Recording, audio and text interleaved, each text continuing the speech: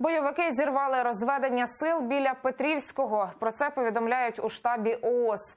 Напередодні українська сторона через МЗС поінформувала ОБСЄ, що готова сьогодні опівдні розпочати розведення. Водночас бойовики такого підтвердження не надали.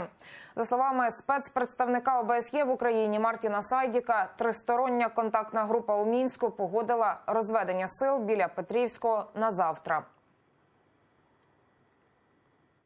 Сьогодні, 8 листопада, о 12-й годині, українська сторона готова була розпочати практичний процес розведення сил та засобів на ділянці номер 3, що в районі населених пунктів Богданівка і Петрівське Донецької області. Дата була визначена, враховуючи останнє порушення режиму припинення вогню на ділянці розведення номер 3, яке було зафіксоване 30 жовтня цього року.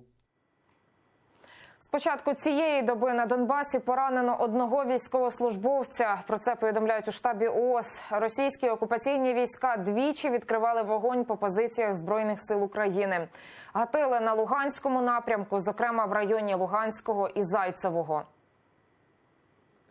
Після першої години ночі противник з автоматичних гранатометів обстріляв опорні пункти підрозділів Об'єднаних сил поблизу Луганського.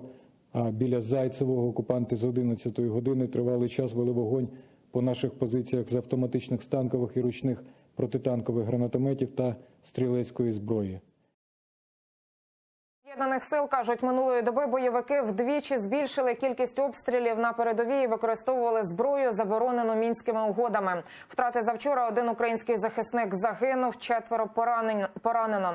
Загиблому бійцю інженерного відділення 92-ї окремої механізованої бригади Герману Броднікову було усього 23 роки. На фронті Герман був з 2016-го.